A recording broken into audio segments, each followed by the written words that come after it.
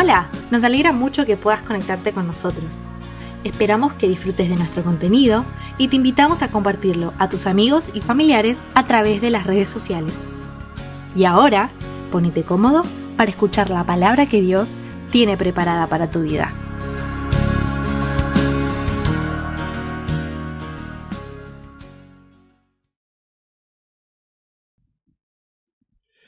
Canten al Señor una nueva canción. Que toda la tierra cante al Señor. Esta es la invitación del Salmo 96. La traducción que estoy leyéndoles es la Nueva Traducción Viviente. Es como una invitación profunda de la palabra de Dios. Y sigue diciendo, canten al Señor, alaben su nombre. Cada día anuncien las buenas noticias de que Él salva.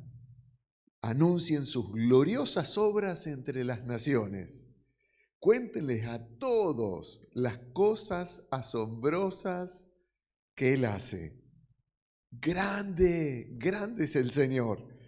Él es más digno de toda alabanza. A Él hay que tener por sobre todo aquello que el hombre llama dioses. Lo que el hombre llama dioses no son más que ídolos. Pero el Señor es quien hizo los cielos. Honor y majestad le rodean. Fuerza y belleza llena su santuario. Oh naciones del mundo, reconozcan al Señor. Reconozcan que el Señor es fuerte y glorioso. Den al Señor la gloria que se merece. Lleven ofrendas, entren en sus atrios. Adoren al Señor en todo su santo esplendor, que toda la tierra tiemble delante de Él. Digan a todas las naciones, el Señor reina. El mundo permanece firme y no puede ser sacudido. Él juzgará a todos los pueblos con imparcialidad. Que los cielos se alegren, que la tierra se goce, que el mar y todo lo que contiene exclamen sus alabanzas, que los campos y sus cultivos estallen de alegría delante del Señor, porque Él viene a juzgar la tierra, juzgará al mundo con justicia y a las naciones con su verdad. Qué salmo precioso, qué invitación. Mi querido hermano y hermana que nos recibís en esta mañana en tu casa, la palabra de Dios te está invitando a entrar a sus atrios. Y a sus atrios no se entran cuando uno está en el santuario de la iglesia aquí en calle Alsina. No, al santuario se entra en el corazón porque el Espíritu Santo vive en nosotros y el templo de Dios está en nuestro propio ser interior. Y la palabra nos invita a entrar así, con alabanza, con reconocimiento, temblando prácticamente delante de Dios, porque Dios es merecedor de toda honra. Él es el que hizo los cielos, el que hizo la tierra, el que tiene dominio sobre todas las naciones.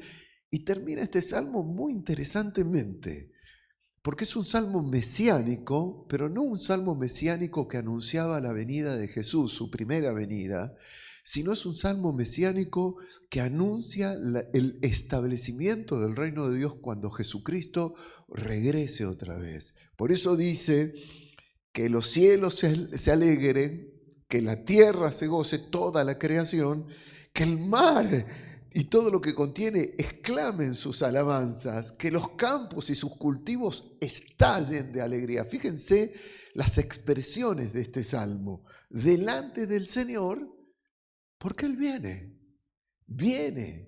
Jesucristo regresa, Jesucristo vuelve. Y dice el texto que viene a juzgar. Y cuando pensamos en juicio, no pensamos, por favor, en un juez que se sienta delante de un tribunal para hacerlo. Viene a establecer el orden con el cual Él planeó toda la creación y a establecer también la vida eterna. Va a juzgar al mundo, y dice el texto que va a juzgarlo con justicia a todas las naciones. ¿Cómo hemos respondido? ¿Cómo respondemos y cómo responderemos al Señor y a lo que Él nos anuncia de su amor cuando envió a su Hijo en la cruz? Es determinante para saber el tipo de evaluación que recibiremos en nuestra vida. Por eso cada vez que nos reunimos, aunque ahora lo hacemos virtualmente, lo hacemos con este corazón que quiere estallar. Me encanta eso que dice esta versión del Salmo, que el campo y sus frutos estallen de alegría. Que así estalle tu corazón de gozo, porque estás señalado, estás marcado por un juicio que antes se hizo sobre tu vida y se hizo en la cruz, donde Jesús llevó tus faltas, tus errores, tus pecados, y te dio la condición de hijo, de hija de Dios. Que hoy sea alabado el nombre del Señor y que la expectativa de su pronto regreso permanezca siempre en nuestro corazón. Bendito sea el nombre del Señor. Bienvenidos una vez más, muy bienvenidos. Y espero que nosotros también, todo el equipo que está trabajando aquí, sea bienvenido en tu hogar. Pero nos unimos en el Espíritu para dedicar este culto, este servicio de alabanza, de adoración a nuestro Dios. Padre, recibe de parte de tu iglesia toda la gloria en este día, y que en todos los lugares del mundo, en todos los lugares de tu señorío, haya un pueblo que estalla de gozo, de alegría, de satisfacción por el amor con que tú nos has amado, Señor. Gracias por haber señalado nuestras vidas para eternidad, Señor.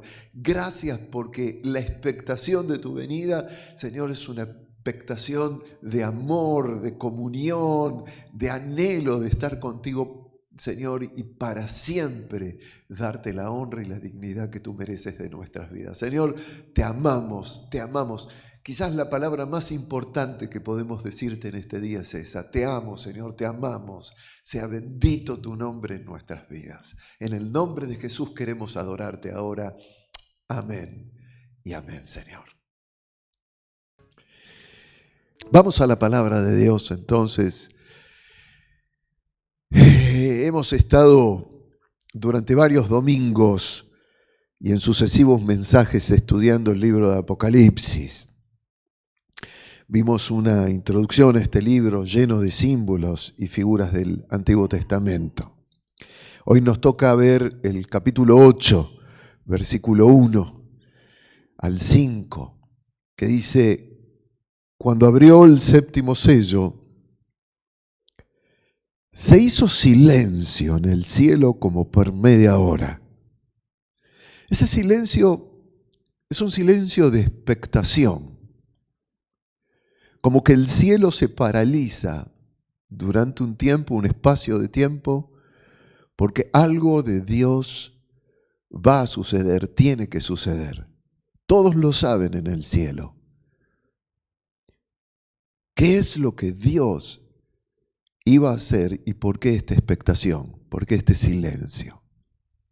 Y dice Juan en su visión: y vi a los 7 ángeles que estaban en pie ante Dios, y se le dieron 7 trompetas. Otro ángel vino entonces y se paró ante el altar con un incensario de oro, y se le dio mucho incienso para añadirlo a las oraciones de todos los santos sobre el altar de oro que estaba delante del trono. Y de la mano del ángel subió a la presencia de Dios el humo del incienso con las oraciones de los santos. Y el ángel tomó el incensario y lo llenó del fuego del altar y lo arrojó a la tierra. Y hubo truenos y voces y relámpagos y un terremoto. Como les dije antes, estuvimos en este periodo de domingos estudiando el libro de Apocalipsis. Comenzamos a hacerlo primeramente con las cartas del Apocalipsis. Las 7 cartas que el Señor le manda a Juan a escribirle a las 7 iglesias que estaban en el Asia Menor. Paralelamente Dios se manifiesta y Juan describe a Jesucristo de una manera gloriosa, majestuosa, impresionante. El Señor le dice: no temas, yo soy el que estuvo muerto, pero vivo, y vivo por los siglos de los siglos, y tengo la llave de la muerte y tengo la llave del abismo. Quédate tranquilo, yo estoy al control de la vida y de la muerte. Esto es lo que el Señor le dijo a Juan. Pero Él le escribe a esas 7 iglesias y hemos tratado también de interpretar cómo lo que escribe Juan puede aplicarse hoy a nosotros como iglesia.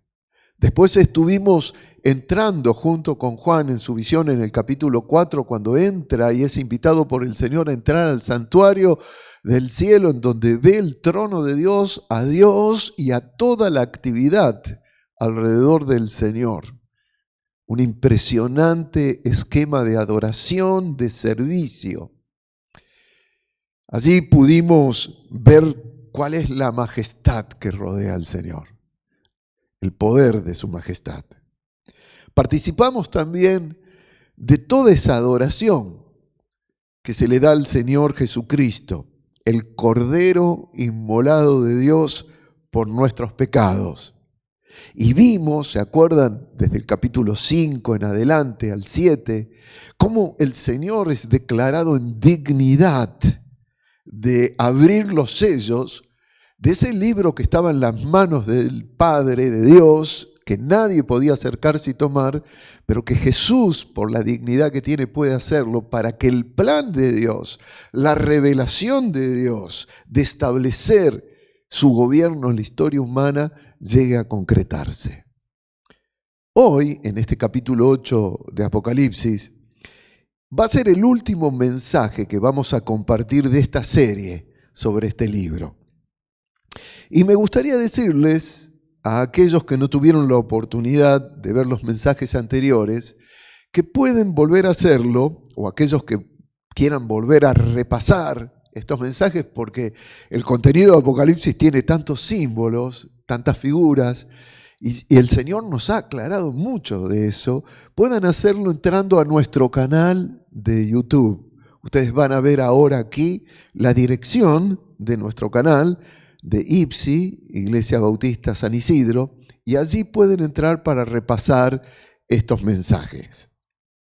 Muy bien, yo creo que a todos nos ha hecho muy bien poder investigar un poco más acerca de esta revelación maravillosa que a veces se encuentra tan cerrada a nuestro entendimiento. ¿Sabían ustedes que hay un montón de cristianos, de buenos creyentes, que no leen el libro de Apocalipsis porque tienen temor a interpretar incorrectamente esos símbolos y esas figuras de este libro? Es casi lógico, porque debido a esa simbología que contiene el libro de Apocalipsis, que Juan trata de describir en su visión de alguna manera para hacerla entendible a lo que es indescriptible de la realidad espiritual de los reinos de los cielos, cómo aplicarla a la historia y a la realidad nuestra aquí en la tierra. Así que ese temor hemos tratado de desalojarlo un poco para entrar un poco más en la revelación, porque el libro de Apocalipsis contiene cosas maravillosas que nos dan entendimiento de cómo Dios está desenvolviendo el reino de los cielos. Y literalmente digo desenvolviéndolos, porque una de las cosas que ve Juan es que la creación, el cielo, es enrollado para dar lugar a un nuevo tiempo de vida en la existencia humana. Y ese es el intento de Apocalipsis, es justamente mostrarnos la manera en que Juan, en esa impresionante experiencia espiritual que tiene, puede ver cómo Dios restablece su gobierno en la historia de la humanidad. Gobierno que Adán y Eva entregaron bajo el dominio del diablo cuando salieron de la voluntad de Dios para hacer su propia voluntad.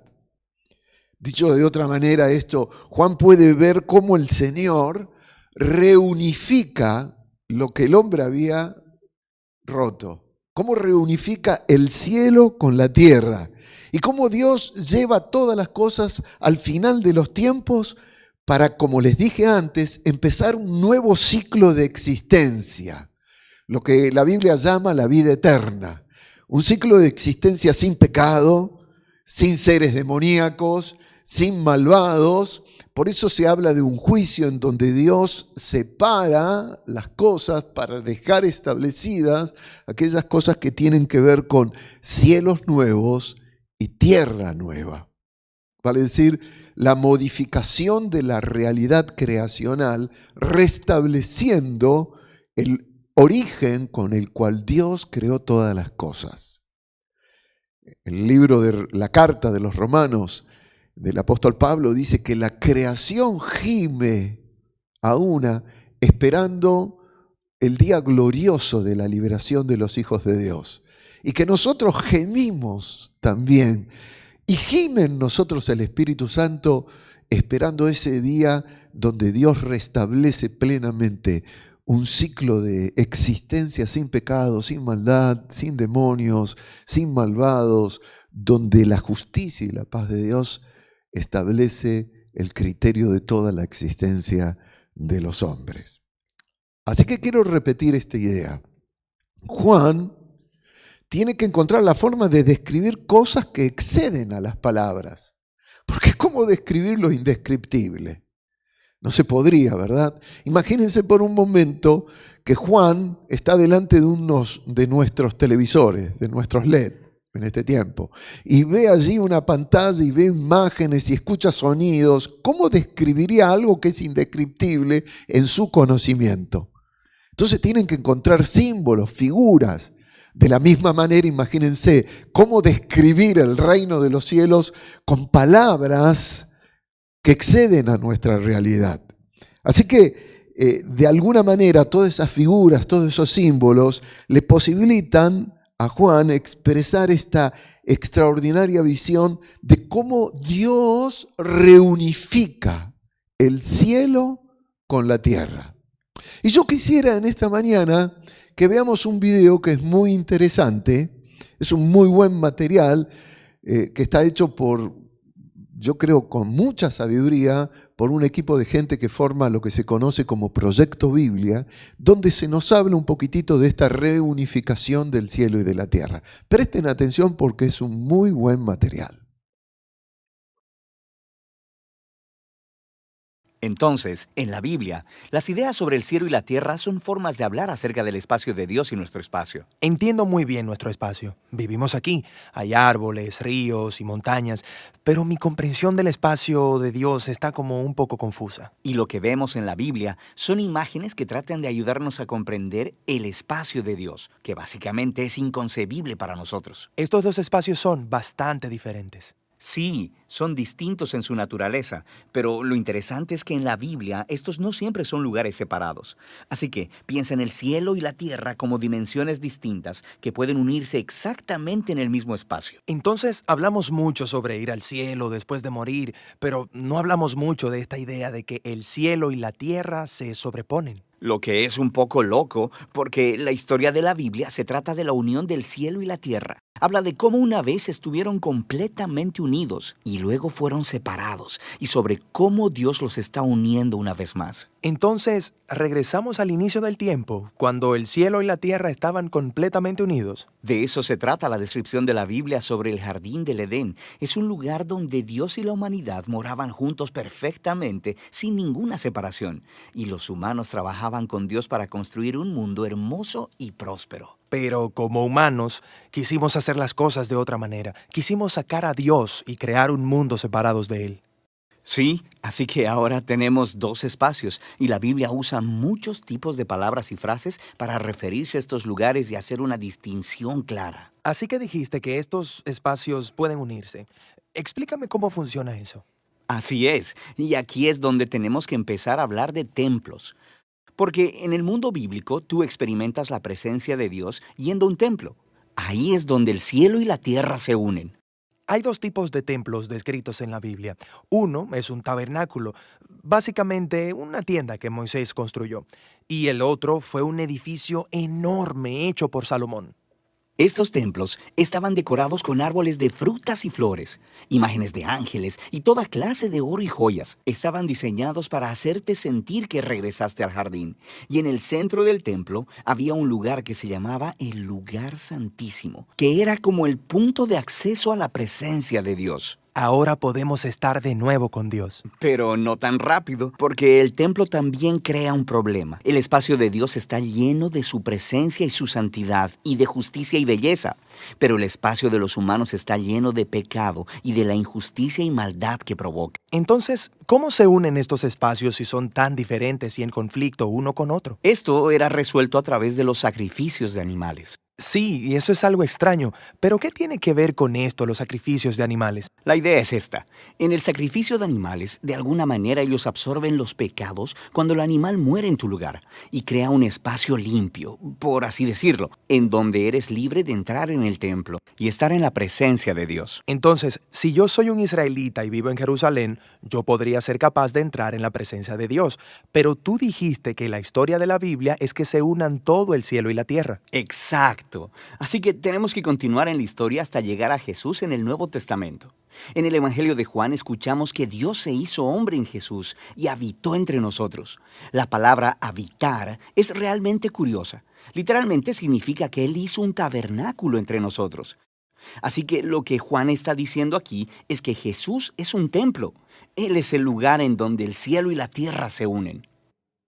Lo que es interesante sobre Jesús es que Él no se quedó en un lugar limpio y seguro. Él iba y convivía con los pecadores. Él sanaba personas de sus enfermedades y perdonaba a las personas de sus pecados. Él básicamente está creando pequeños espacios del cielo en donde las personas pueden estar en la presencia de Dios, pero lo está haciendo ahí, en medio de un mundo de pecado y muerte. Y Él le dice a todo el mundo que el reino de Dios está cerca. Incluso le dijo a sus seguidores que oraran con frecuencia para que viniera el reino de Dios y que su voluntad fuera hecha aquí en la tierra como en el cielo. Pero muchas personas se sintieron amenazadas por Jesús y lo asesinaron, lo que parece arruinar todo el plan de reunir el cielo y la tierra. Pero tenemos que regresar a una escena temprana de la historia de Jesús, donde Juan el Bautista ve a Jesús y dice: ahí está el Cordero de Dios que quita el pecado del mundo. Entonces no solo se habla de que Jesús es el templo, también se habla de que Él es el sacrificio del templo. Exacto.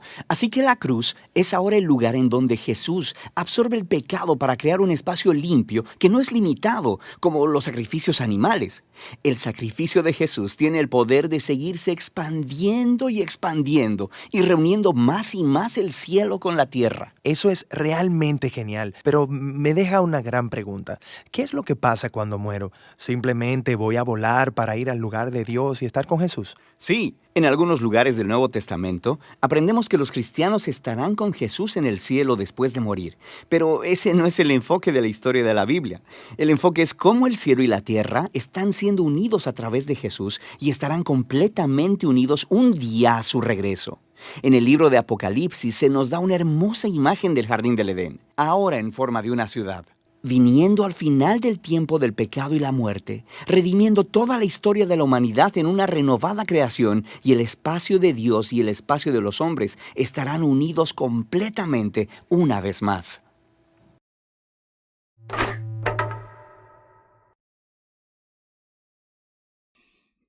Bien, buenísimo este material, ¿no? En 7 minutos prácticamente nos ayuda a comprender un poco más de este plan de Dios de reunificar el cielo con la tierra. Y desde esta perspectiva me gustaría entonces que tengamos la posibilidad de ver el Apocalipsis como un intento de Juan en su visión de ayudarnos a ver cómo Dios está haciendo esto de reunificar el cielo con la tierra.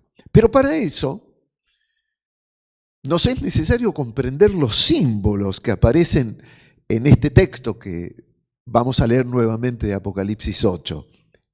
Porque además de todas las imágenes que relata Juan, son incorporadas perspectivas del Antiguo Testamento. Les he estado enseñando que hay más de 260 perspectivas de usos, de profecías, de situaciones, de costumbres del Antiguo Testamento que son tomadas por Juan para iluminar la visión de lo que él está percibiendo de ese mover de Dios en la historia de la creación.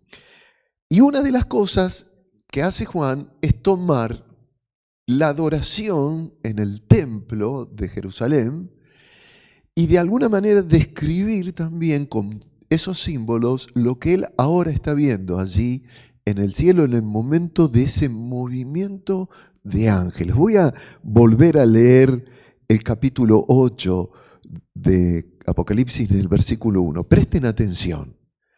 Cuando abrió el séptimo sello, recuerden ustedes que hemos visto que Jesús comienza a abrir los sellos y comienza a desatarse la historia del plan de Dios. Se hizo silencio en el cielo como por media hora. Antes les dije, hay como una expectación. ¿Qué va a pasar? ¿Qué va a hacer ahora el Señor? Y entonces Juan dice, vi a los 7 ángeles que estaban en pie ante Dios y se le dieron 7 trompetas. Las trompetas eran utilizadas en Israel como anuncio de la reunión del pueblo, cuando había batalla o cuando había algo importante por anunciarles a todos. Entonces las trompetas llamaban a la adoración, a la alabanza, pero también a la notificación de lo que iba a suceder. Vi a esos 7 ángeles que estaban en pie ante Dios y se le dieron 7 trompetas. Otro ángel vino entonces y se paró ante el altar con un incensario de oro y se le dio mucho incienso, escuchen esto, para añadirlo a las oraciones de todos los santos, sobre el altar de oro que estaba delante del trono. Y de la mano del ángel subió a la presencia de Dios el humo del incienso con las oraciones de los santos. Y el ángel tomó el incensario y lo llenó del fuego del altar y lo arrojó a la tierra, y hubo truenos y voces y relámpagos y un terremoto. Como vemos, queridos hermanos y hermanas, Juan nos habla en este capítulo 8 de un santuario en el cielo similar al santuario del templo en Jerusalén, donde él ve que está establecido el trono de Dios. En el templo de Jerusalén no se podía entrar al lugar santísimo, pero ahora Juan está viendo una visión completa de ese santuario, del trono de Dios. Y en ese santuario, Juan puede ver que hay toda una actividad angelical que responde a esa media hora de silencio, de expectativa. ¿Qué va a pasar? Ve ángeles que llevan copas, son incensarios de oro, y observa que esos recipientes tienen las oraciones, y enfatiza esto, Juan, de todos los santos. En su visión, Juan describe como un altar de oro similar al del templo de Jerusalén, y ve a uno de los ángeles que añade aún más incienso a las copas, así como lo hacían los sacerdotes que servían en el templo, que quemaban ese incienso para que el sacrificio fuera de olor fragante para Dios. Y entonces Juan puede ver que el humo del incienso comienza a subir a la presencia de Dios, en donde otro ángel le añade más fuego del altar interno, a donde se quemaban los sacrificios, y arroja el contenido de ese incensario con las oraciones de los santos y fuego del altar a la tierra. Es en ese momento entonces que aquí en la tierra Juan puede ver que se producen truenos, voces, relámpagos y un terremoto. Evidentemente, los lectores originales del Apocalipsis en ese tiempo probablemente entendía mucho mejor que nosotros hoy el significado de toda esta actividad. Y eso porque lo que describe Juan tenía mucho que ver con la cultura y con los ritos de adoración allí en el templo en el Antiguo Testamento. No nos olvidemos que Juan era un judío que profesaba una adoración a Dios y que desde pequeño conocía todo este movimiento dentro del templo y de lo que allí se hacía. Pero nosotros, ¿cómo hacemos para comprenderlo?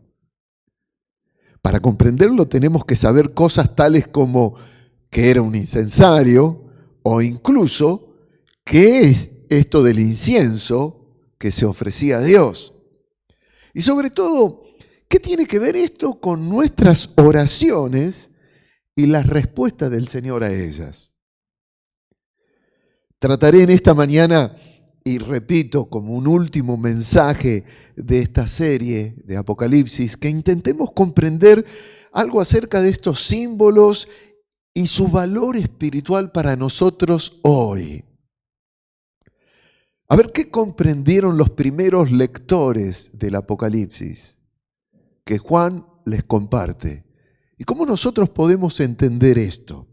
Sé que hay muchísimas preguntas por contestar todavía y si es posible creo que en algún momento volveremos al estudio de este libro, pero me gustaría de manera especial que esta etapa la concluyamos recibiendo, mis hermanos, un poderoso consuelo de esta visión del capítulo 8, porque este pasaje es tan importante para nosotros.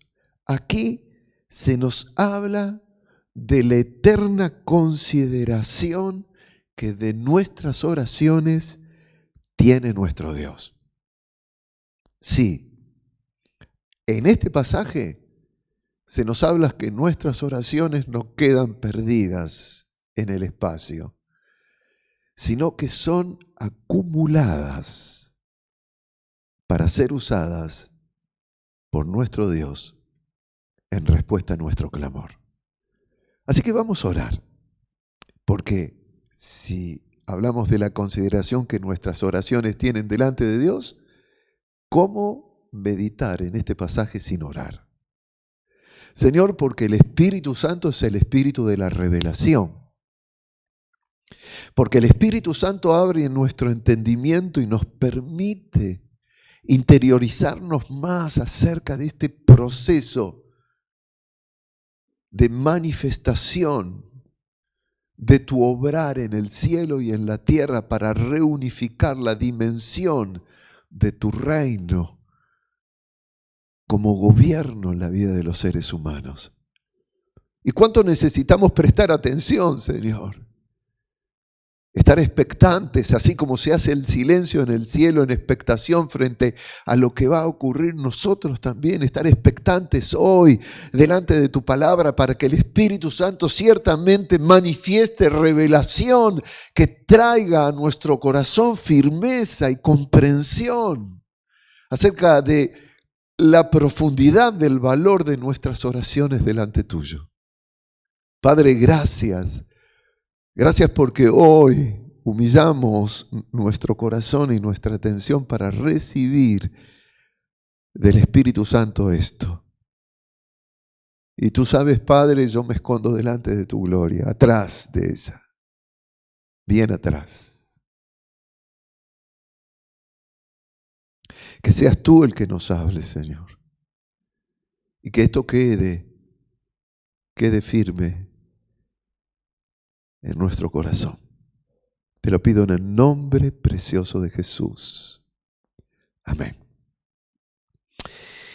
En el Salmo 141 hay una oración de David que va a iluminar nuestra meditación. Miren lo que David le dice al Señor. Salmo 141, 1 y 2. Señor, a ti he clamado, apresúrate a mí. Escucha mi voz cuando te invocare. Suba mi oración delante de ti como el incienso, el don de mis manos como la ofrenda de la tarde. Presten atención a esto. Suba mi oración delante de ti como el incienso. El contenido de esta oración de David nos ayuda a entender el contenido de Apocalipsis capítulo 8. David le está pidiendo al Señor que su oración suba a su presencia, así como él ha visto que sube el incienso que ofrecen los sacerdotes en el altar del templo en Jerusalén. Le dice, el don de mis manos, como la ofrenda de la tarde. Observemos esto. David aquí puntualiza específicamente una hora especial. Habla de la hora de la tarde, mientras se ofrece por los sacerdotes el incienso al Señor en el templo. Esto significa que el incienso era ofrecido por los sacerdotes al Señor junto con las oraciones cuando el pueblo se reunía a hacerlo a una hora determinada del día. Era ese incienso como una señal que le aseguraba a los creyentes que su oración iba a llegar a Dios cubierta de olor grato. Por lo tanto, eso les daba seguridad de que iban a obtener una respuesta a su oración. Por eso David le dice al Señor, suba mi oración delante de ti como el incienso, el don de mis manos, como la ofrenda de la tarde, una hora especial. La hora de la tarde a la cual se refiere aquí David era la hora novena. Yo quisiera que hoy el Señor nos abra el entendimiento a un montón de cosas que suceden y que están en la Biblia en este horario. El horario bíblico se corresponde a nuestro periodo de la tarde entre las 15 a las 18 horas. Ese periodo de 3 horas, que se llamaba hora novena, era la hora de la oración en el pueblo creyente judío. Era la hora en que se ofrecía paralelamente por los sacerdotes el incienso que se quemaba delante de Dios. ¿Quién estableció este ritual? ¿Saben quién? Dios mismo. Dios estableció este ritual con el objeto de que su pueblo pudiera orar con la seguridad de que su oración sería recibida y tendría una respuesta favorable de parte de Él. Es decir, este rito de quemar el incienso en el altar del templo invitaba a que los creyentes buscaran estar en comunión con Dios en esa hora novena en que los sacerdotes quemaban el incienso en el templo y que lo hicieran con la suficiente confianza de que en la dimensión de la presencia santa de Dios en el cielo su oración llegaría a Él de manera grata, como un agradable perfume de adoración, un sacrificio cubierto de un agradable olor de perfume. Ese incienso que era quemado en el altar, entonces era un rito que Dios había establecido para producir confianza en su pueblo. Y a la vez, para quitar el temor en el pueblo de no ser escuchado. Vamos a leer ahora cuando Dios le ordenó a Moisés establecer este rito. Fíjense en el momento en que Dios lo hace, es en el libro de Éxodo, en el capítulo 30, dice el versículo 1, que le dijo a Moisés esto: después construye otro altar, porque había un altar del sacrificio, donde se entregaban a las víctimas. Pero Dios le pide a Moisés, paralelamente, construir otro altar con madera de acacia, porque la madera de acacia era una madera incorruptible, no se echaba a perder, para quemar el incienso. Ese altar iba a estar rodeado de oro, cubierto de oro. Luego le dice en el versículo 6, coloca el altar del incienso justo afuera de la cortina interior que protege el arca del pacto, el lugar santísimo en donde estaba la presencia de Dios. Frente a la tapa del arca, el lugar de la expiación, que cubre las tablas grabadas con las condiciones del pacto, ¿dónde me encontraré contigo? Cada mañana cuando Aarón prepare las lámparas, deberá quemar incienso aromático sobre el altar. Y cada tarde, cuando encienda las lámparas, también quemará incienso en la presencia del Señor. Este acto deberá realizarse de generación en generación. Yo les pido que ustedes presten atención, porque hoy vamos a leer muchos pasajes. Pero esto va a abrir nuestro entendimiento a la revelación, no solamente de Apocalipsis, sino también de un montón de textos bíblicos que en la Biblia a veces nos pasan inadvertidos, que son importantísimos. Acá estamos comprendiendo entonces que este rito del incienso se anticipaba en responder a una posible pregunta del pueblo cuando oraba. ¿Me escuchará el Señor? ¿Dará atención a mi clamor? ¿Habrá una respuesta a mi súplica? Este rito se anticipa a la oración del pueblo. Ahora, ¿por qué se estableció que fuera en este periodo que abarcaba entre las 3 y las 6 de la tarde como la hora en que se debía orar conjuntamente con el ofrecimiento del incienso? Porque en esa hora, justamente, había sido instituida también la Pascua, con la que Dios liberó al pueblo judío de la angustia de su esclavitud y de la opresión de Egipto. Yo quisiera que lo recordemos también. En esta misma hora se estableció el rito del recuerdo de la liberación de Dios de la esclavitud en Egipto. Allí en Éxodo capítulo 12, versículo 1, dice así: mientras los israelitas todavía estaban en la tierra de Egipto, el Señor le dio las siguientes instrucciones a Moisés y Aarón. Versículo 6. Anuncien a toda la comunidad de Israel que el 10º día de este mes, cada familia deberá seleccionar un cordero o un cabrito para hacer un sacrificio, un animal por cada casa. Cuiden bien al animal seleccionado hasta la tarde del día 14 de este primer mes. Entonces, toda la asamblea de la comunidad de Israel matará su cordero o cabrito al anochecer. Después, tomarán parte de la sangre y la untarán en ambos lados y en la parte superior del marco de la puerta de la casa donde comen el animal. Y agrega el Señor: esa noche pasaré por la tierra de Egipto y heriré de muerte a todo primer hijo varón y a la primera cría macho de los animales en la tierra de Egipto.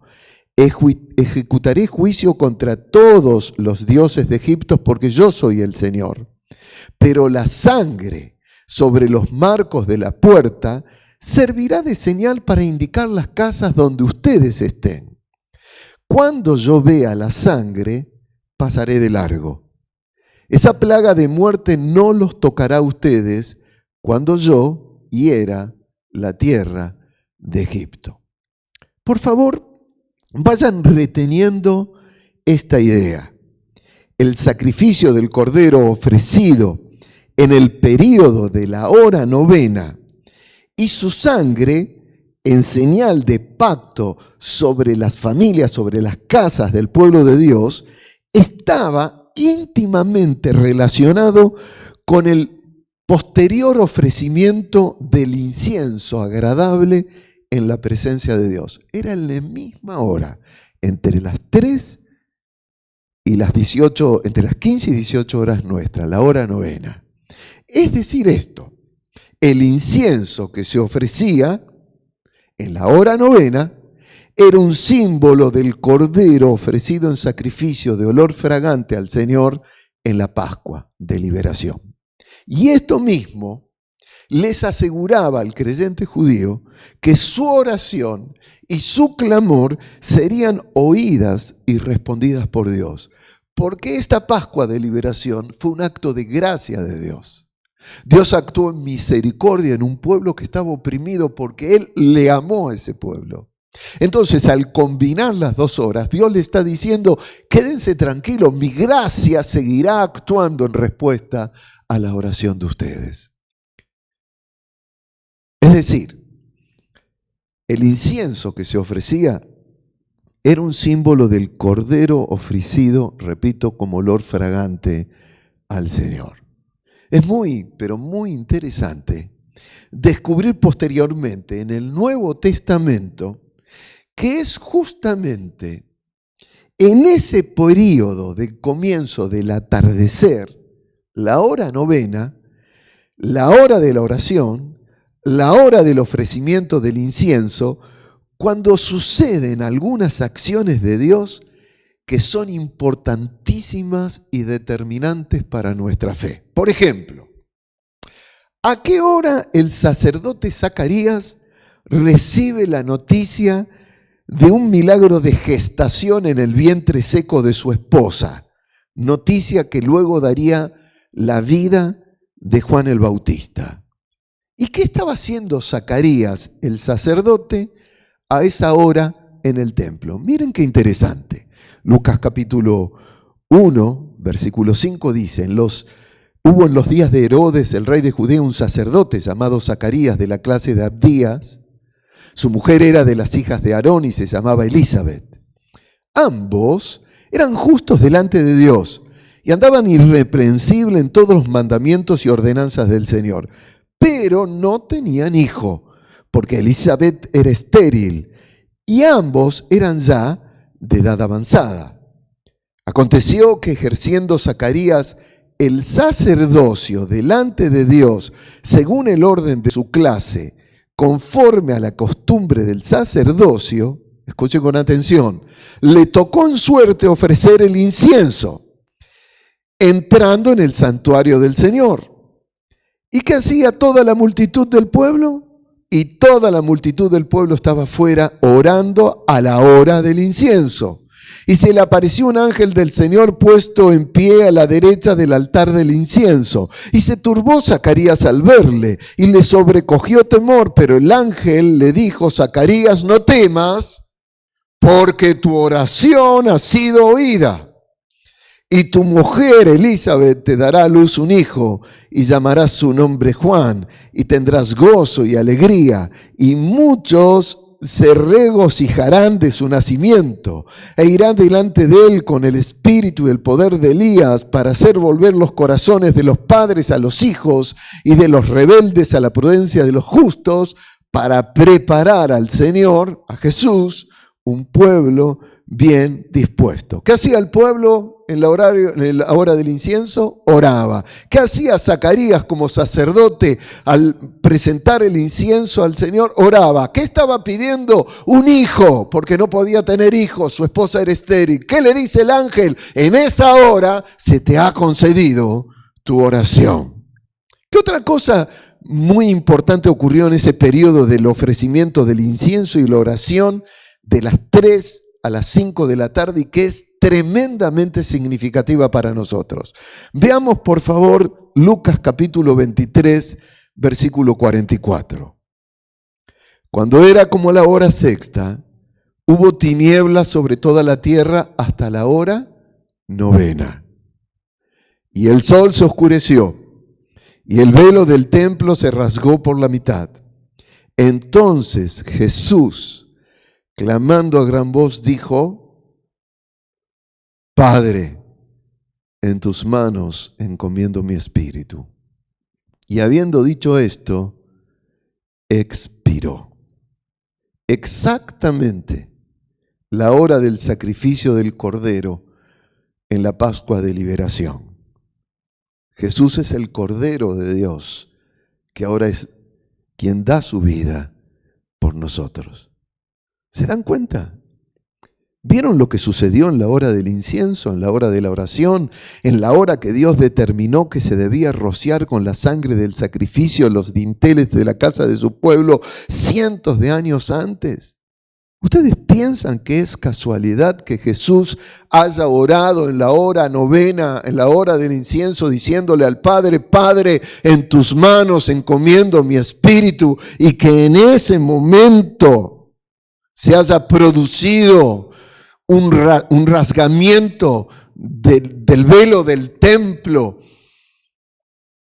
y un terremoto se haya producido en la tierra?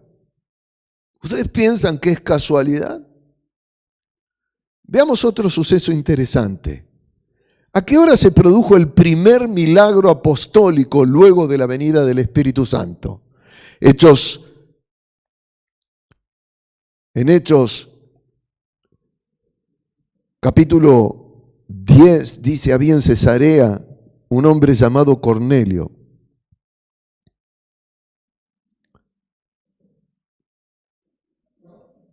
Centurión de la compañía llamada La Italiana, piadoso y temeroso de Dios con toda su casa, que hacía muchas limosnas al pueblo y oraba a Dios siempre. Vio claramente una visión como la de hora novena del día, que un ángel de Dios entraba donde él estaba y le decía Cornelio.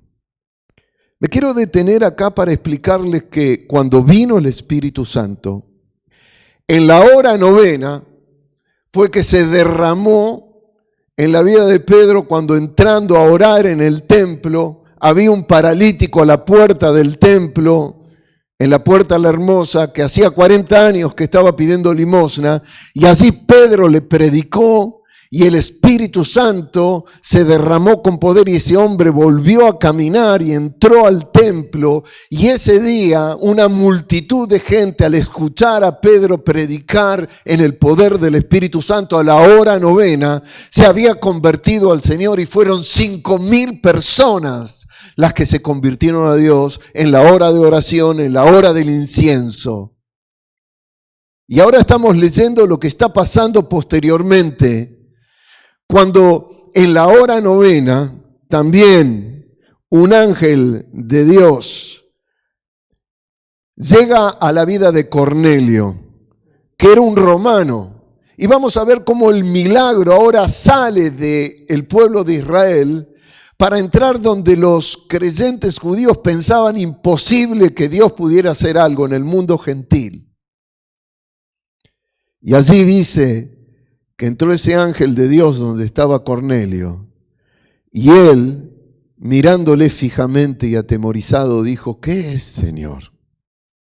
Y le dijo, tus oraciones y tus limosnas han subido para memoria delante de Dios. ¿Escuchan con atención eso? Tus oraciones han subido para memoria delante de Dios. ¿A qué hora estaba orando ese hombre gentil que no podía ir al templo porque no lo dejaban entrar por causa de que no era un hebreo? En la hora novena. Y allí el ángel le dice, envía pues ahora hombres a Jope y haz venir a Simón el que tiene sobrenombre Pedro. Cornelio le obedece, manda a llamar a Simón Pedro y cuando él llega, miren lo que le dice este hombre. Entonces Cornelio dijo, hace 4 días que está a esta hora, la hora novena, yo estaba en ayunas. ¿Qué hora era cuando Pedro llega a la casa de Cornelio? La hora novena. Y Cornelio le dice, y a la hora novena, mientras oraba en mi casa, vi que se puso delante de mí un varón con vestido resplandeciente y dijo, Cornelio, tu oración ha sido oída y tus limosnas han sido recordadas delante de Dios. Envía pues a Jope y haz venir a Simón el que tiene por sobrenombre Pedro, el cual mora en casa de Simón, un curtidor junto al mar, y cuando llegue él te hablará. Así que luego envié por ti, y tú has hecho bien en venir. Ahora pues todos nosotros estamos aquí en la presencia de Dios para oír todo lo que Dios te ha mandado. Y fíjense qué interesante, ¿qué sucede en ese momento? Mientras aún hablaba Pedro estas palabras, el Espíritu Santo cayó sobre todos los que oían el discurso y los fieles de la circuncisión que habían venido con Pedro se quedaron atónitos de que también sobre los gentiles se derramase el don del Espíritu Santo. Todos estos pasajes que son tremendamente importante para nosotros. El nacimiento de Juan el Bautista, quien iba delante de Jesús para anunciar la venida, la primera venida de Cristo, para reunir un pueblo agradable, dispuesto para el Señor. La misma muerte de Jesús en la cruz, en la hora novena, su oración al Padre entregando su espíritu. El milagro de Pentecostés, cuando Pedro entra en la hora novena, la hora de oración al templo, y por el poder de Dios se levanta ese paralítico y 5,000 personas se convierten por primera vez en el templo. El milagro de la extensión del reino de Dios a todo el mundo en la casa de Cornelio. Siempre en la hora del incienso, la hora novena, cuando el incienso llegaba a la presencia de Dios y las oraciones eran respondidas. ¿Casualidad? ¿Ustedes llaman a esto casualidad? Esta hora es una hora significativa. Es mera casualidad que en la hora en que el incienso era ofrecido al Señor, la hora de la oración, hora en que Dios había actuado poderosamente liberando antes a su pueblo de Egipto y de su opresión allí, sucedieran estas cosas milagrosas. Es una casualidad que esa hora haya sido señalada por Dios como de generación en generación un rito que su pueblo debía llevar adelante. Porque como les dije antes, lo que quería el Señor es que su pueblo tuviera la certeza de que su oración llegaba a su presencia y que iba a ser contestada antes de que su pueblo oraba o mientras su pueblo oraba. ¿Es casualidad que sucedieran todas estas cosas milagrosas luego en el relato del Nuevo Testamento, cuando Dios manifiesta sus propósitos de reunificar el cielo y la tierra en todo el mundo? El milagro de la gestación de Juan el Bautista, precursor de Cristo en un vientre seco. La muerte expiatoria de Jesucristo en una nueva Pascua de redención entregando su vida al Padre. El primer milagro de los apóstoles que trae una explosión de conversiones. La venida del Espíritu Santo al mundo no judío. O todo eso que sucede a la hora del incienso, mis queridos hermanos y hermanas, en realidad es una señal espiritual que busca afirmar nuestra fe cuando el apóstol Juan ve en su visión del cielo lo que sucede con nuestras oraciones. Se los releo. Apocalipsis 8:1. Cuando abrió el séptimo sello, se hizo silencio en el cielo como por media hora. Expectación. ¿Qué va a hacer Dios? El incienso es ofrecido ahora al Señor. Juan está viendo esto. Se queda mudo también Juan frente a lo que va a poder suceder. Vi a los 7 ángeles que estaban en pie ante Dios. Se le dieron 7 trompetas. Lo que anunciaba algo que iba a suceder en el cielo, que iba a tocar la tierra. Otro ángel vino entonces y se paró delante del altar con un incensario de oro y se le dio mucho incienso para añadirlo a las oraciones de todos los santos sobre el altar de oro que estaba delante del trono. Y de la mano del ángel subió a la presencia de Dios el humo del incienso con las oraciones de los santos, y el ángel tomó el incensario y lo llenó del fuego del altar y lo arrojó a la tierra. Y hubo truenos y voces y relámpagos y un terremoto. No podía ser cualquier incienso, porque era necesario que ese incienso tuviera un significado espiritual exacto del proceso a través del cual Dios había liberado a su pueblo y lo había llevado a la tierra prometida.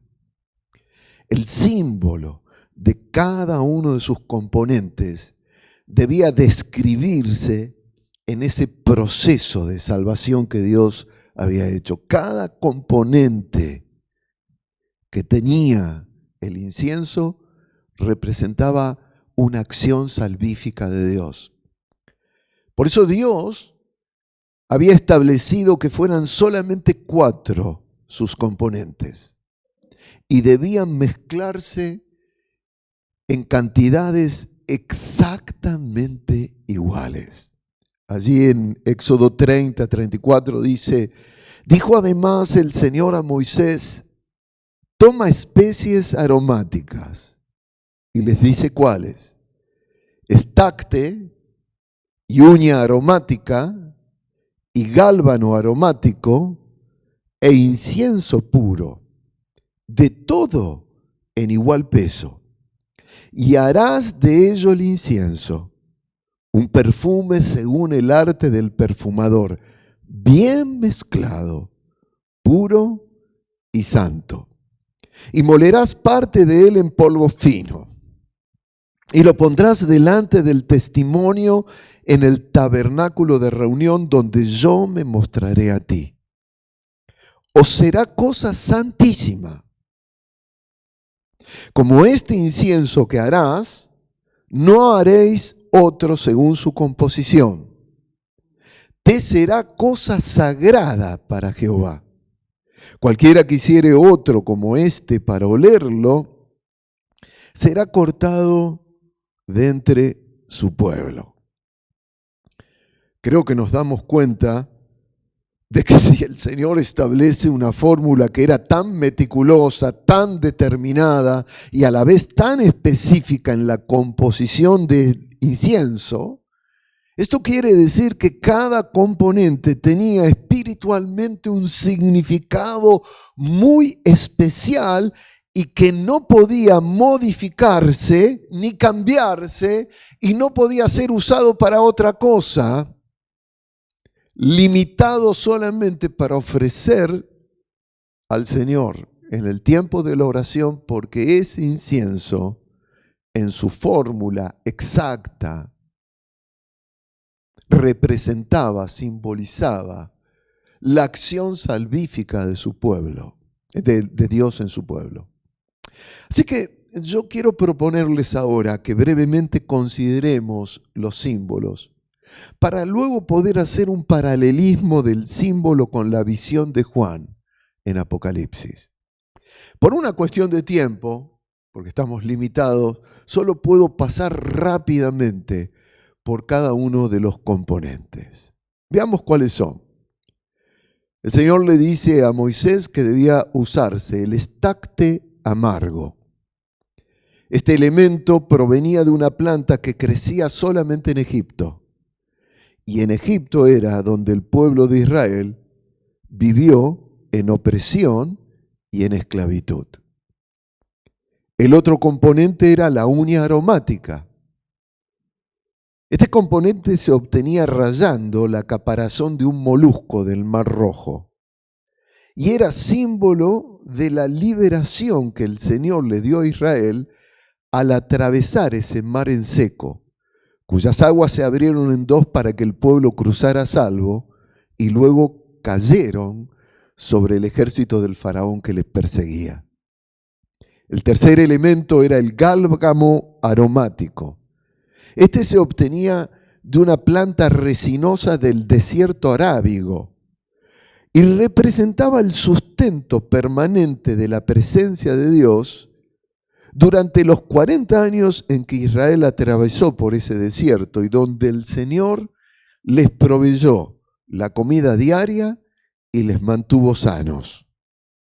Y finalmente el cuarto elemento era el incienso puro de mirra.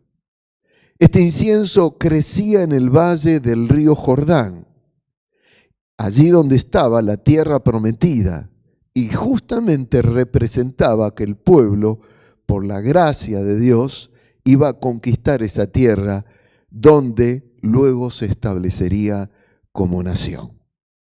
Así que, ¿qué estamos viendo, mis hermanos, aquí?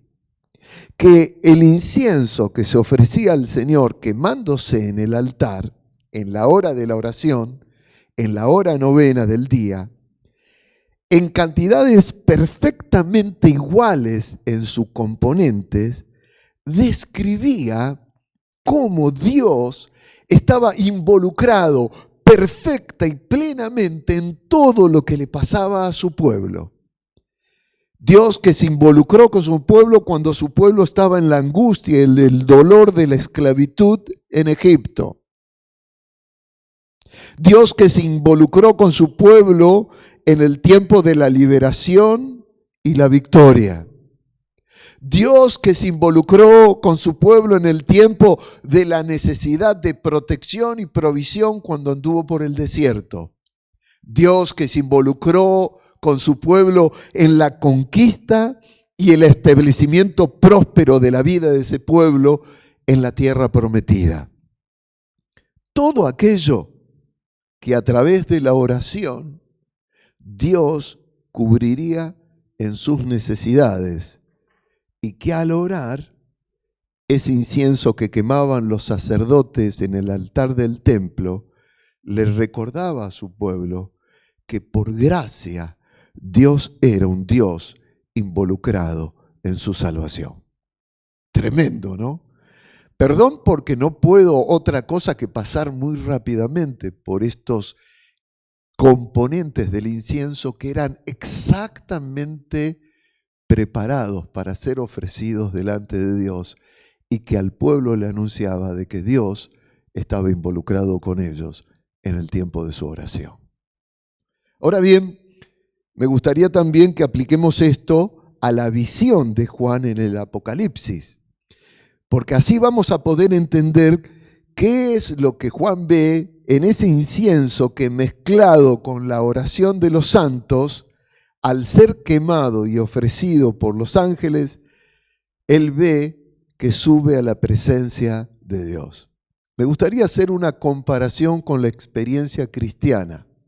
Veamos, recordemos sus componentes. Estacte amargo. Eso equivale a la opresión y a la angustia en Egipto. Pero en la vida cristiana, en nosotros, representa la vida amarga en esclavitud por el diablo y por el pecado antes de conocer a Cristo. La uña aromática representaba el cruce y la libertad del pueblo cuando Dios abrió el mar en dos para que su pueblo cruzara en seco y luego el agua cayó sobre sus enemigos. En la vida cristiana, en nosotros, representa la liberación de nuestros pecados por el sacrificio de Cristo, por cuyo cuerpo abierto en la cruz el cristiano es rescatado y por cuya sangre derramada el diablo es vencido y es destruido, tal como le sucedió al ejército del faraón. El gálgamo aromático, que simbolizaba la presencia sustentadora y protectora de Dios en el paso del pueblo por el desierto. En la vida cristiana, en nosotros, representa la nueva vida en Cristo, con la provisión permanente de la presencia del Espíritu Santo y su sustento precioso hasta que lleguemos al cielo prometido. El incienso puro simbolizaba la conquista de la tierra prometida, la mirra. En nosotros, en la vida cristiana, simboliza el tiempo cuando Jesús regrese y participemos junto con Él del establecimiento eterno del reino de Dios. ¡Wow! A la vez, todos estos componentes, mis hermanos, representan, de acuerdo con sus símbolos, 4 niveles de oración. Veamos, si el pueblo estaba esclavo, si nosotros estábamos esclavos del diablo o de nuestros pecados, representan la oración de clamor por perdón y arrepentimiento. El momento en que el pueblo fue liberado de la esclavitud y cruzó por el mar y nosotros fuimos liberados del diablo y de sus garras y del poder de la muerte, representan la oración de liberación y de protección. La oración de sanidad y gozo, el Espíritu Santo en nuestras vidas, el proveedor, el consolador, el sustentador de nuestra vida, el que nos da la garantía de la vida eterna hoy, el que nos da la primicia del reino de Dios. Oración de sanidad y gozo. Y finalmente el cuarto nivel de oración, la oración de acción de gracias y de victoria, así como el pueblo conquistó la tierra prometida, y nosotros sabemos que cuando Jesús regrese se instalará en nosotros y con nosotros el maravilloso reino de Dios por eternidad. Oración de acción de gracias, de alabanza y de victoria. 4 niveles de oración. Ahora sí, les invito a que veamos los 4 niveles de respuesta que se producen desde el trono de Dios cuando el Señor recibe la oración y el incienso. Allí dice el texto bíblico: y de la mano del ángel subió a la presencia de Dios el humo del incienso con las oraciones de los santos. Y el ángel tomó el incensario y lo llenó de fuego del altar. Recuerden que ese fuego del altar era el fuego del sacrificio del Cordero en el tiempo del templo. Y lo arrojó a la tierra. Y hubo truenos y voces y relámpagos y un terremoto. Vemos que hay 4 efectos también aquí. 4 componentes del incienso, 4 componentes de la oración, y ahora vemos 4 resultados de esto. Veamos la respuesta del Señor a la oración de los santos. Truenos. Es el símbolo del poder manifiesto de Dios. Siempre que en la Biblia aparece el hecho de los truenos, cuando Dios truena, esto está hablando de la manifestación del poder de Dios. Así, por ejemplo, en primer libro de Samuel, capítulo 2, versículo 10, tomo un versículo para iluminarlo. Delante del Señor serán quebrantados sus adversarios, y sobre ellos tronará desde los cielos. El Señor juzgará los confines de la tierra, dará poder a su rey y exaltará el poderío de su ungido. Juan escucha voces, pero no son voces de otros. Tienen que ver con el símbolo de la autoridad de Dios. Me gustaría explicarles que en hebreo la palabra para voces es kol. Y para el creyente judío, ese kol de Dios, esa voz de Dios, era más que un sonido. Era una sustancia tridimensional que producía efectos sobre lo que Dios hablaba. Génesis dice que cuando Dios habló, se formó la creación. De la misma manera, para el creyente hebreo, cada vez que Dios hablaba, no era simplemente una voz al aire, era un sonido con sustancia tridimensional que producía efectos sobre aquello que Dios hablaba. Quiero darles un ejemplo bíblico. Fíjense en Éxodo capítulo 20, versículo 18, dice: todo el pueblo observaba el estruendo y los relámpagos y el sonido de la bocina, y el monte humeaba, y viéndolo el pueblo temblaron y se pusieron de lejos y dijeron a Moisés: habla tú con nosotros y nosotros oiremos, pero no hable Dios con nosotros para que no muramos. Y dice el texto bíblico un poco más adelante: y volvió Moisés y descendió del monte trayendo en su mano las 2 tablas del testimonio, las tablas escritas por ambos lados, de uno y otro lado estaban escritas, y las tablas, escuchen esto, eran obras de Dios.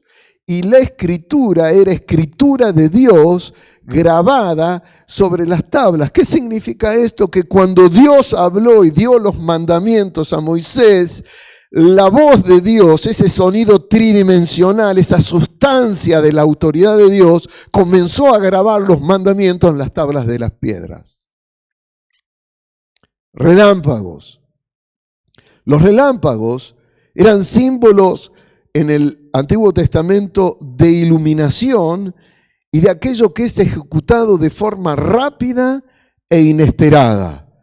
Por ejemplo, Salmo 18:12, por el resplandor de su presencia, sus nubes pasaron, granizos y carbones ardientes.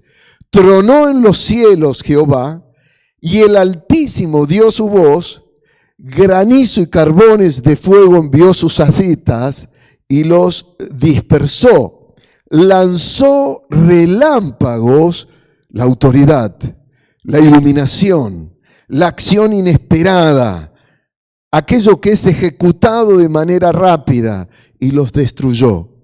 Entonces aparecieron los abismos de las aguas y quedaron al descubierto los cimientos del mundo. A tu reprensión, oh Señor, por el soplo del aliento de tu nariz. Fíjense la autoridad en los relámpagos. Y finalmente el terremoto. El terremoto en la Biblia es símbolo de rompimiento. Hay una palabra en griego que significa, que es seísmo, de donde proviene nuestra palabra sismo, que significa conmoción, movimiento brusco a partir de la liberación de una energía extraordinaria. Y esto estaba relacionado en el pensamiento judío con la manifestación del día del Señor. Mateo capítulo 27, versículo 50, cuando Jesús muere, escuchen. Entonces Jesús volvió a gritar y entregó su espíritu. En ese momento la cortina del santuario del templo se rasgó en dos, de arriba abajo. Y miren esto, la tierra tembló, terremoto. Las rocas, el poder, la energía del cielo en la tierra, las rocas se partieron en dos, las tumbas se abrieron, los cuerpos de muchos hombres y mujeres justos que habían muerto resucitaron. Salieron del cementerio luego de la resurrección de Jesús. Entraron en la santa ciudad de Jerusalén y se aparecieron a mucha gente. El oficial romano y los otros soldados que estaban en la crucifixión quedaron aterrorizados por el terremoto y por todo lo que había sucedido. Y dijeron, este hombre verdaderamente era el Hijo de Dios. Cada vez que en la Biblia se nos habla de un terremoto, de la manifestación, de la liberación de la energía, de la respuesta de Dios a una acción espiritual en la tierra, eso nos permite ver cosas tremendas. Miren lo que pasó el día de la resurrección de Cristo. Mateo 28, versículo 1. El domingo por la mañana temprano, cuando amanecía el nuevo día, María Magdalena y la otra María fueron a visitar la tumba. De repente se produjo un gran terremoto, pues un ángel del Señor descendió del cielo, corrió la piedra a un lado y se sentó sobre ella. Su rostro brillaba como un relámpago y su ropa era blanca como la nieve. Truenos, voces, relámpagos, terremoto, son símbolos de la manifestación del poder, de la autoridad, de la gloria de Dios, de la iluminación de Dios en el mundo, de la manifestación de la energía del cielo en la tierra. Y todo eso, según la visión de Juan en el Apocalipsis, se desata cuando la oración nuestra de todos los santos llega con el incienso delante de la presencia de Dios.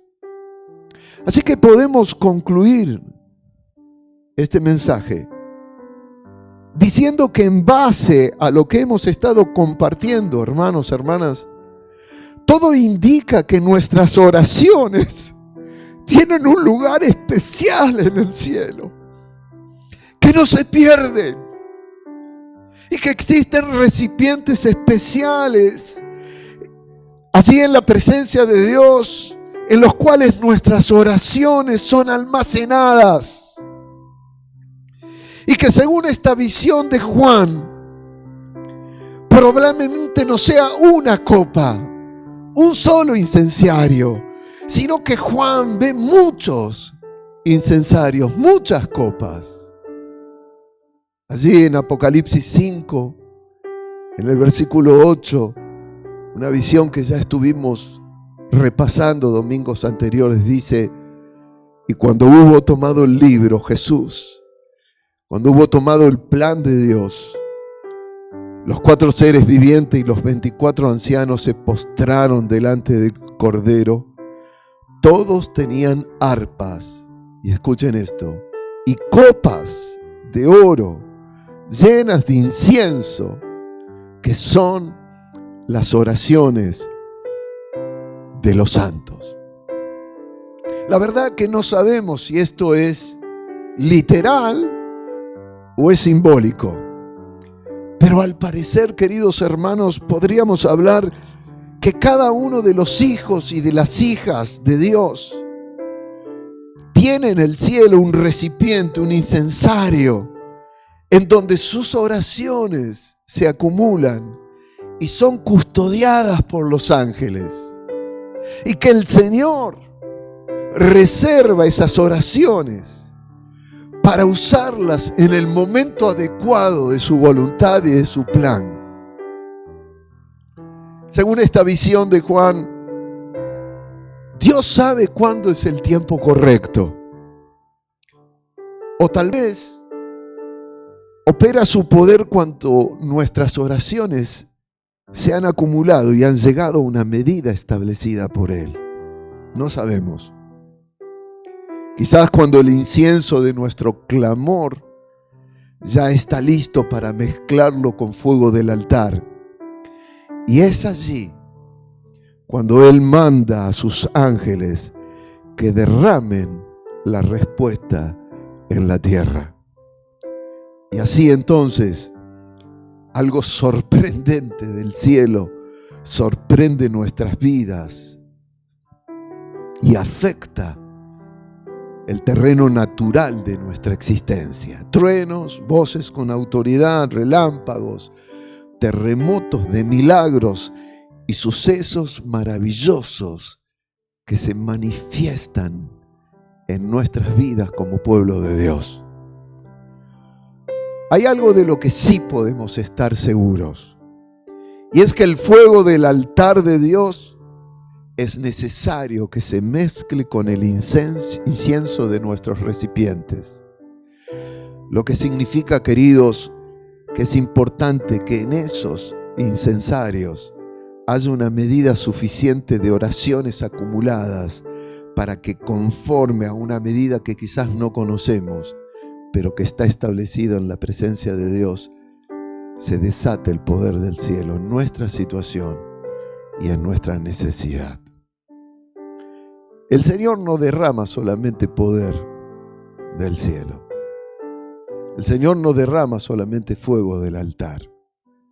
La acción de su poder siempre se mezcla con nuestras oraciones, para que entonces sí, la respuesta de Dios se derrame en nuestro mundo. Cuando se abrió el 7º sello, se hizo silencio en el cielo como por media hora. Les expliqué que este es un símbolo de expectación. ¿Qué irá a hacer ahora nuestro Dios? Expectantes por el obrar de Dios, pero por el obrar de Dios, por las oraciones de esos incensarios. Y me gustaría hacerte una pregunta en esta mañana. ¿Estás expectante? Dios estableció esto tan quizás extraño para nosotros, para que su pueblo tuviera expectación cada vez que en la hora novena levantaba oración. Y la Biblia nos ha mostrado cómo en esa hora de la oración, en la hora del incienso, cuando subía agradable la oración al Señor, se producían esos milagros, cosas impresionantes determinadas en el plan de Dios para con su pueblo. Manifestaciones de gestación en vientres infértiles. manifestación de creación de Dios en vidas infértiles. Quizás tiempos de sequedad en nuestra vida, por situaciones que nos oprimen, por situaciones complicadas, difíciles, por circunstancias que parecen tenernos metidos y esclavizados en un lugar de vida del cual no podemos salir. Dios liberó a su pueblo. Ese incienso nos recuerda de que Dios es un Dios de salvación permanente. Expectantes ante Dios, porque nuestra oración no queda en el techo, no se pierde en el universo. Nuestra oración es recogida por los ángeles puestas en ese incensario. Un Dios que libera cuando no había posibilidad de liberación. Libera a su pueblo del ejército más poderoso de ese tiempo, el ejército egipcio. Y lo hace como nada. ¿Piensas que Dios ha perdido ese poder? ¿No lo mostró en la cruz cuando Jesús en su cuerpo abrió para nosotros el camino de entrada a este Dios 3 veces santos? Nosotros que éramos tan pequeños e ínfimos, así como ese pueblo en esclavitud, fuimos liberados por Dios de una manera tremenda. ¿Estás expectante? Dios sigue siendo el Dios de liberación, el Dios que abre el mar en dos, el Dios que vence al diablo, el Dios que aplasta a Satanás, el Dios que lo hunde, que quita al malvado, que quita el poder de aquellos que se atribuyen gobierno. Ese es nuestro Dios, ese es tu Dios.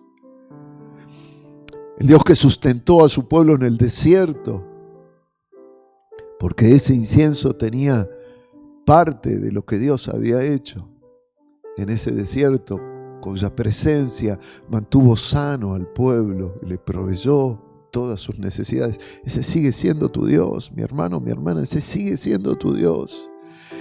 Y el Espíritu Santo de la promesa está en tu vida, porque Dios te asegura que lo hará otra vez contigo.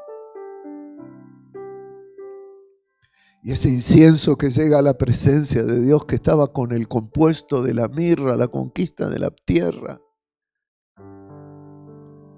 y que nos recuerda a nosotros que esta no es nuestra tierra final, ni que la tumba es la tierra final, sino que es el establecimiento del reino de Dios.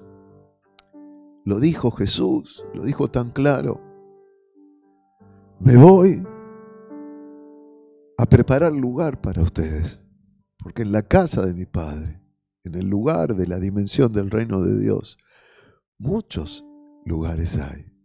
Pero si me fuere, volveré y os tomaré a mí mismo, para que donde yo estoy, ustedes también estén. Ese incienso representa tu oración de confianza en que nada ni nadie podrá separarte de ese amor de Dios. Y que en toda circunstancia y situación sos más que vencedor.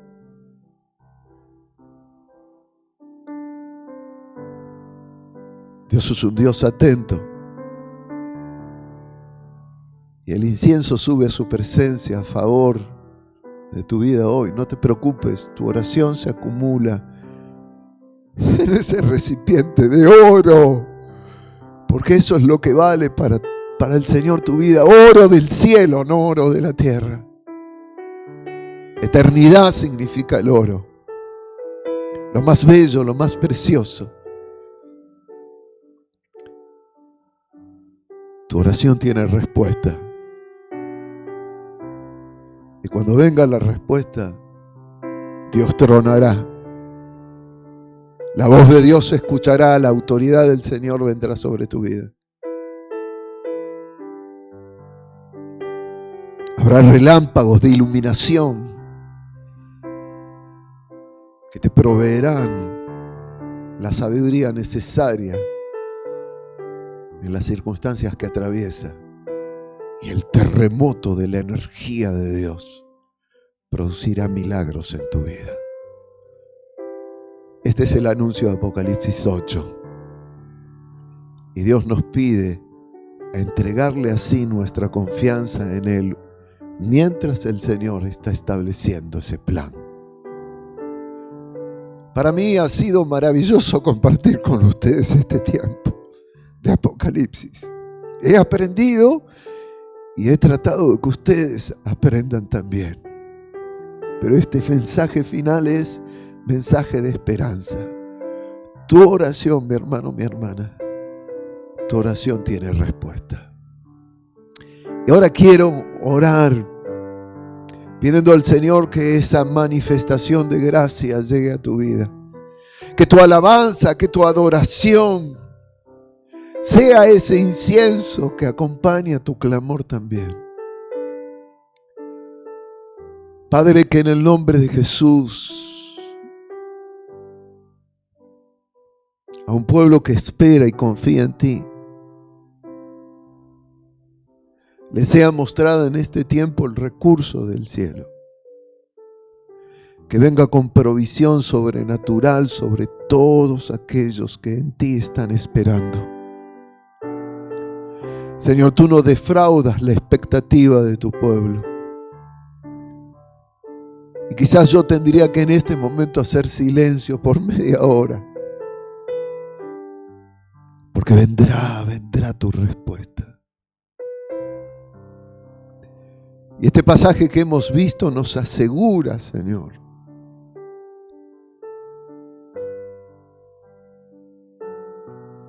que ninguna de nuestras oraciones queda en el vacío. Y llegará el tiempo, Señor, en como así lo vio Juan, lo veremos nosotros, en nuestras vidas, en nuestras familias, en nuestra salud, en nuestra economía, pero sobre todas las cosas, Señor. Ayúdanos a la esperanza de este reino que estás estableciendo. Tú tienes tiempo, Señor, los tiempos son tuyos, no son nuestros. Pero solamente quisiera en esta mañana terminar, Señor, diciéndote lo que dice Apocalipsis al final. He aquí yo vengo pronto. Y la esposa y el espíritu dicen: ven, Señor Jesús. Ven, Señor Jesús. Ven, Señor Jesús. Quizás la oración más importante que tiene que ir a ese recipiente, ese incensario. La oración de la iglesia en clamor, diciéndote: ya es tiempo, Señor. Ven, Señor Jesús. Ven, Señor Jesús. Ven a este mundo, Señor. Establece tu reino. Establece tu justicia. Amén. Y amén. Gracias por haber compartido este tiempo con nosotros. De todo corazón, esperamos que haya sido de bendición para tu vida. Ten presente que podés volver a escuchar los mensajes anteriores en nuestros canales de iVoox y Spotify. Y si te interesa, podés instalar nuestra aplicación donde encontrarás este tipo de contenido y más. Estamos para servirte.